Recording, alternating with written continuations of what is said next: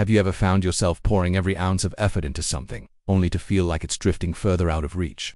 Maybe it's a person you're constantly thinking about, a goal you've been obsessed with, or a dream that feels just inches away yet impossibly distant. It's frustrating, even heartbreaking. You try harder, give more, stay up late, sacrifice rest, and even question your worth when it doesn't come together. But what if I told you that the real secret isn't about doing more, it's about doing less? That sounds like failure, doesn't it? It's not. Letting go doesn't mean surrendering your dreams. It means releasing the emotional grip you have on the outcome. Imagine clenching your fist around a rope for hours. Your hand burns, your muscles ache, and your energy drains. That tension isn't helping, it's hurting. The same applies to your goals. When your mind becomes fixated on needing something to happen, you create an emotional environment of lack, of desperation. That energy affects your body, your thoughts, and how others experience you. But the moment you truly let go, things begin to shift. You feel lighter. Your perspective widens. You stop needing and start appreciating. Letting go invites peace, clarity, and flow. You stop being controlled by your expectations and start responding to what is, instead of what should be. And that, strangely enough, is when results start to show up. People feel more comfortable around you. Opportunities that once seemed blocked begin to emerge. The weight you've been carrying starts to fall away. It's not about indifference, it's about trust. Trusting that you are worthy, even without the outcome. Trusting that the right things will come in their own time. Trusting that life isn't against you. Letting go is an act of strength. It's not giving up, it's giving in to freedom. When you stop caring so much about what others think or what might happen next, something powerful begins to shift inside you. Suddenly you're no longer chasing, proving, or pleasing, you're simply being. And in that space of stillness and self-assurance, a magnetic force begins to build. It's not loud or boastful, it's quiet and intriguing. People sense it without you having to say a word. You become someone they want to know more about. Not because you're trying to impress them, but because you're not trying at all. That's the beauty of curiosity, it thrives in the unknown. When you're overly available or constantly explaining yourself, you remove the mystery. There's nothing left to discover. But when you hold back a little, when you stop broadcasting every thought or emotion, you create space for others to wonder. And wondering is where attraction begins. It's human nature to lean into what feels slightly out of reach. We value what we can't fully predict or control. That's why people are drawn to those who seem self-contained, calm, and independent. It's not about playing games, it's about staying grounded in your own energy. The less you need to be understood, the more people want to understand you. When someone can't quite read you, they naturally start thinking about you more. They begin to question what's behind your calm. Why aren't you chasing? Why do you seem so secure? That curiosity pulls them closer without you lifting a finger. And here's the truth, you're not withholding yourself to get attention. You're protecting your peace.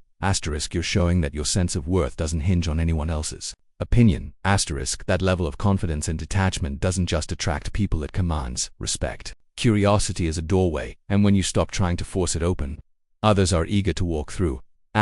Not caring, when done right, is one of the most powerful attitudes you can adopt. But let's be clear, it doesn't mean being careless, arrogant, or emotionally unavailable. It means developing a healthy sense of detachment from outcomes that don't define your value. It means showing up in situations knowing you are enough, no matter what happens. Too often people walk into relationships, jobs, or conversations hoping to be chosen, liked, or validated.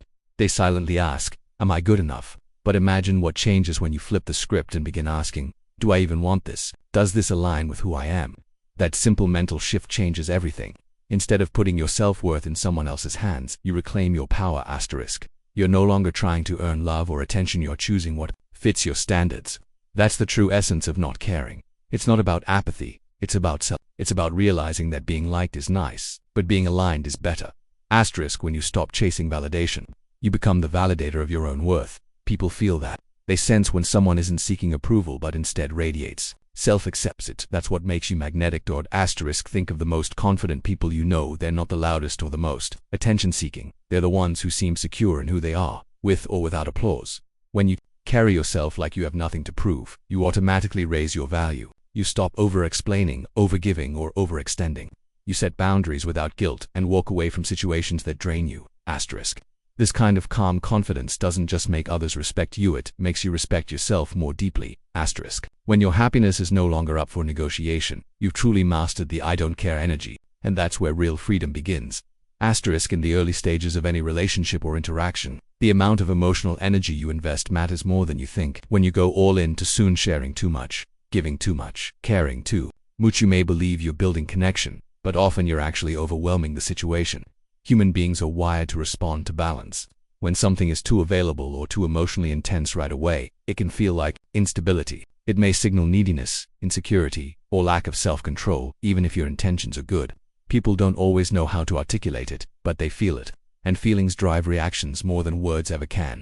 That's why emotional restraint, especially at the beginning, is so powerful. It doesn't mean you're suppressing who you are. It means you're pacing your energy, staying rooted in your sense of self, and allowing space for genuine connection to grow. There's a certain confidence in being calm, in not needing immediate closeness or reassurance. That calmness makes you appear grounded, mature, and emotionally safe. And emotional safety is magnetic. Think of the characters we admire in stories, those who seem composed, centered, and in control of themselves. They don't chase, they don't cling, they simply exist in their power. That's what makes them unforgettable. When you embody that kind of energy, people lean in. They feel like they can trust you, not because you're perfect, but because you're steady. That steadiness creates space for authentic relationships to form.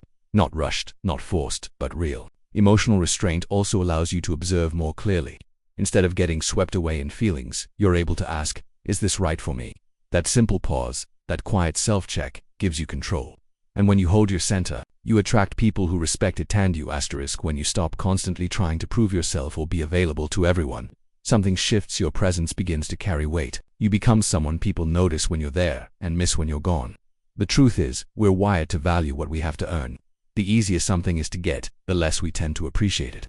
That's why when you pull your energy back and start focusing on yourself, others take notice. It's not about playing games or pretending to be aloof. It's about genuinely choosing yourself first. When you respect your time, your space, and your emotions, others begin to mirror that respect. You're no longer the person who drops everything to respond instantly, to please, or to chase approval. You become the person who has a life, goals, and boundaries, and that's what makes you rare.